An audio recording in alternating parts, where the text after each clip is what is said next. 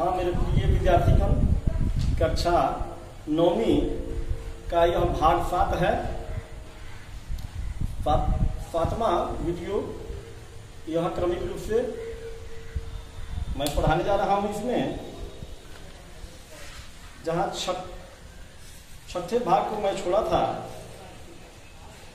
उसके ठीक आगे से, क्योंकि छठा पाठनों की पूर्ण समाप्ति के बाद उसका समापन हो पाया था, इसलिए अब 10वां पाठ की बारी आ चुकी है। और 10वां पाठ है लौलद्यद, जो कश्मीरी संत कवित्री हैं, उनकी रचना है वाक। इसी को हम पढ़ेंगे इस भाग में। आइए, पाठ संख्या 10 है वाक। इसकी रचयिता है संत कवित्री लौलद्यद। कश्मीर की प्रसिद्ध संत कवित्री लौलद्यद की ये रचना है। एक तो मैं संक्षिप्त परिचय को भी अति संक्षिप्त करके, क्योंकि वीडियो में बहुत सारी बातों को लिखना यहाँ संभव नहीं है, आप कम से कम जो अति आवश्यक है उसको समझ लें। इनके बारे में संक्षिप्त रचनाकार परिचय यहाँ देख रहे हैं। सर्वप्रथम रचनाकार का नाम दिया हुआ है लौलद्यद। खास तौर पर यहाँ यह समझना जरूरी है कि लौलद्यद के एक नहीं, दो नहीं, बल्कि 3 भी नहीं, इनके कुल मिलाकर के 5 नाम हैं। 1 नहीं, 2 नहीं, 3 भी नहीं, 5 नाम हैं कवित्री के। जैसे लला, लौलद्यद, ललारिफा, ललेश्वरी, लल जोगेश्वरी। यहाँ देखना है लौलद्यद, लला, ललारिफा, ललेश्वरी, लल जोगेश्वरी। लौलद्यद जी को 5 नामों से जाना जाता है। इनके 5 नाम। इनका जन्म का यानी किस समय, किस ईस्वी में इनका जन्म हुआ था, तो 1320 ईस्वी के लगभग माना जाता है इनका जन्म। जैसे संत कवि कबीरदास जी के जन्म में भी प्रसिद्ध मान्यता है, वैसे यहाँ प्रसिद्ध मान्यता है कि 1320 ईस्वी में इनका जन्म लगभग हुआ था। 1320 ईस्वी के आसपास इनका जन्म हुआ माना जाता है, लगभग का यही मतलब है। जन्म स्थान है इनका कश्मीर के पांपोर जिले के सिंपुरा गांव में इनका जन्म हुआ था। कश्मीर के पांपोर जिले के सिंपुरा गांव में कवित्री लौलद्यद जी का जन्म हुआ था। निधन काल यानी निधन का समय जो सन ईस्वी में सिद्ध किया हुआ है, 1391 ईस्वी के लगभग इनका निधन माना जाता है। 1391 ईस्वी के लगभग। ये कश्मीरी भाषा की एक प्रसिद्ध संत कवित्री हैं और इनकी काव्य शैली को वाक कहा जाता है। इनकी काव्य शैली का नाम है वाक। तो आइए आगे बढ़ते हैं वाक पाठ में। वाक में कवित्री ने अपने माध्यम से तमाम भौतिक जीवन जीने वाले, आशावादी जीवन जीने वाले, सांसारिक जीवन जीने वाले लोगों को, जनमानस को आगाह किया है, चेताया है इसके माध्यम से, और उनकी मजबूरियों का सही सही बयां किया है। तो आइए देखते हैं। रस्सी कच्चे धागे की खींच रही मैं नाव, जाने कब सुन मेरी पुकार, करे देव भव सागर पार। रस्सी कच्चे धागे की, यहाँ बड़े ही गूढ़ रूप में भावपूर्ण तरीके से ये लिखा हुआ काव्य है। यहां रस्सी कच्चे धागे की कहा गया, तो एक दृष्टि से देखने पर तो ऐसे भी लग रहा है कि कच्चे धागे की रस्सी बन सकती है और खींच रही मैं नाव, और उसे नाव खींचा जाए तो स्वाभाविक है कि वह प्रयास अधूरा ही होगा, वह सार्थक नहीं हो पाएगा, क्योंकि धागे से बनी रस्सी टूट ही जाएगी और नाव पार नहीं लग पाएगी, नाव बीच मझधार में ही रह जाएगी। तो रस्सी कच्चे धागे की खींच रही मैं नाव, जाने कब सुन मेरी पुकार करे दे भव सागर पार। तो क्या यहाँ भव सागर से पार करने की जहां तक बात आई है, तो क्या ये कच्चे धागे की रस्सी की बात है? नहीं, बिल्कुल नहीं। कच्चे धागे का मतलब है यहाँ श्वास रूपी जो प्राणवायु खींचते हैं अंदर और फिर बाहर छोड़ते हैं, जो हम श्वास है या श्वास कहते हैं, इन श्वास रूपी कच्चे धागे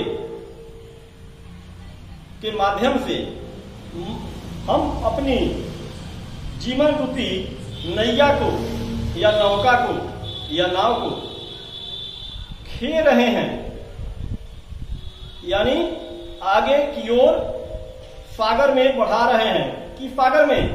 भव रूपी सागर में। भव मतलब संसार, संसार रूपी सागर में श्वास रूपी कच्चे धागे की डोर से जीवन रूपी नौका को खींचते खींचते चले जा रहे हैं।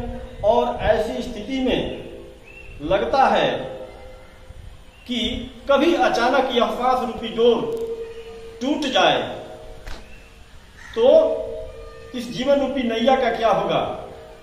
तब तो ये मझधार में ही अटक जाएगी। भवसागर रूपी मझधार में अटक न जाए, यही चिंता सता रही है कवित्री को। और इस चिंता के माध्यम से कवित्री जनमानस के हर व्यक्ति को, जनमानस को चेताया है कि निश्चित तौर पर यह सांसों की डोर कमजोर होती है और इसके बारे में किसी को पता नहीं होता कि यह कब टूट जाएगी। अचानक किसी की सांस रुक जाती है और यह माना जाता है कि उसका निधन हो गया, उसकी मृत्यु हो गई, उसका प्राणांत हो गया, वह स्वर्ग को सिधार गया। तो यह सर्व विदित है कि ये श्वासों की डोर कच्ची है, इसलिए यहाँ रस्सी कच्चे धागे की, श्वास रूपी कच्चे धागे की डोर से, कच्चे धागे की रस्सी से जीवन रूपी नौका को मैं खींचती चली जा रही हूं। पता न मेरे देव, मेरे आराध्य, जाने कब सुन मेरी पुकार, पता न कब मेरे आराध्य मेरी पुकार सुनेंगे और करे देव भवसागर पार। इसलिए इस असहाय,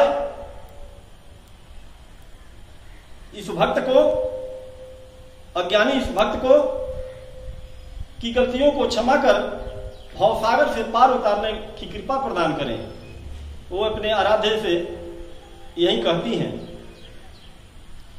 पानी टपके कच्चे सकोरे व्यर्थ प्रयास हो रहे मेरे।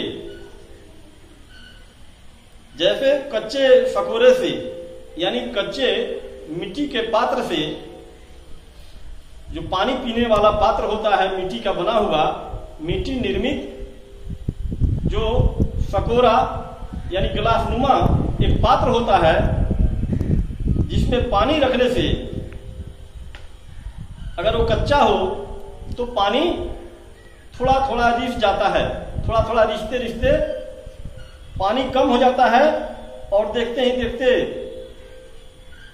अंततः वह समाप्त भी हो जाता है। तो पानी टपके कच्चे सकोरे, अगर सकोरा यानी मिट्टी का पात्र पका हुआ नहीं हो तो उसमें पानी रख दिया जाए तो धीरे धीरे धीरे धीरे रिश्ते रिश्ते टपकते टपकते वह पानी पूर्णतः समाप्त हो जाता है।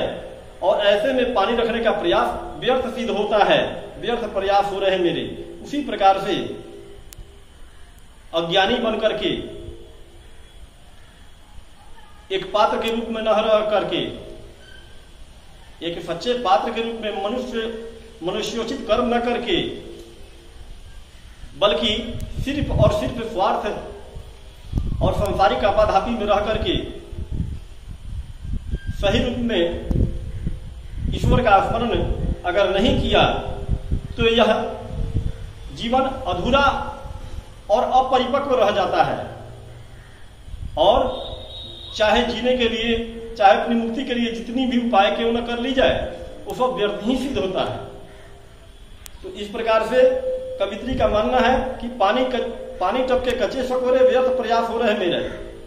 जिस प्रकार से कच्चे सकोरे से पानी रिस करके टपक करके समाप्त हो जाता है, उसी प्रकार से हम लोगों के द्वारा इस सांसारिक जीवन में जो जीवन के उद्देश्यों को लेकर के यहाँ जन्म लिए थे, उन उद्देश्यों से विमुख हो जाते हैं। अपने स्वार्थ पूर्ति में भटकते भटकते पूरा जीवन व्यतीत कर देते हैं और अंतिम समय में यह समझ आता है कि हमने जो भी जीवन में प्रयास किया वो सब व्यर्थ ही रहा, सार्थक तो एक भी नहीं हुआ। तो जी में उठती रह रहा हूं, घर जाने की चाह है घेरे। अब इस प्रकार से अंत घड़ी में जब अवस्था चौथेपन की आ जाती है, तब जी में एक भूख सी उठती है, एक टीस उठती है घर जाने की, यानी परमात्मा से मिलने की।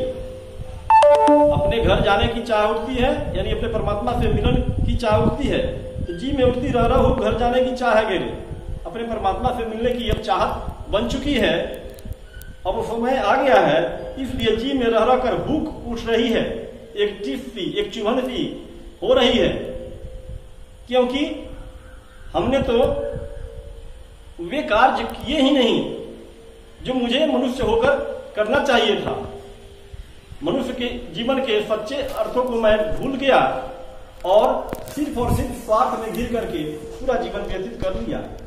इसलिए एक भूख सी उठ रही है मन में।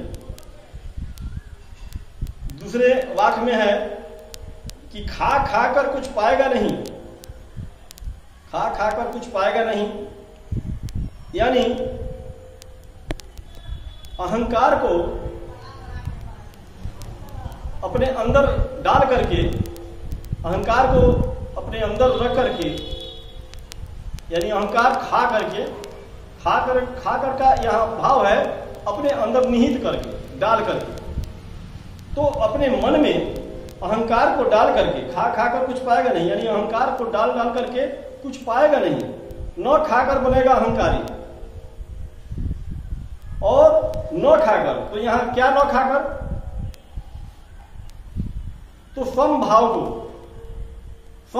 समानता की भावना को न खाकर। अगर कोई व्यक्ति समानता की भावना को अपने अंदर नहीं डालता है, न खाने का मतलब नहीं डालना, और खाने का अर्थ था डालना, तो न खाकर यानी समानता की भावना को अपने अंदर न डालकर बनेगा अहंकारी, वो अहंकारी बन जाता है। और ऐसी स्थिति में यह उसके लिए लाभकारी नहीं होता। स्वम खा तभी होगा संभावी। इसलिए कवित्री ने चेताया कि स्वम खा, मतलब समानता की भावना को अपने अंदर डालने की कोशिश करते रह, तभी होगा संभावी। तभी तुम एक दिन संभावी हो पाएगा, समदर्शी हो पाएगा, खुलेगी सांकल बंद द्वार की। और तभी तेरे मन मस्तिष्क पर जो भ्रम का सांकल लगा हुआ है, अज्ञानता का सांकल लगा हुआ है, वह हट पाएगा और तब तेरे हृदय में परमात्मा का वास हो पाएगा, ज्ञान का वास हो पाएगा। और तब तुम्हें ज्ञान चक्षु प्राप्त करने में तुझे सुविधा प्राप्त होगी और तब जाकर मनुष्योचित काम करने लायक हो पाओगे। चलिए बच्चों, आज असुविधावश मैं यह भाग यहीं समाप्त करता हूं। फिर इसके 2 वाक्यों को लेकर मैं अगले भाग में प्रस्तुत होऊंगा। तब तक के लिए धन्यवाद।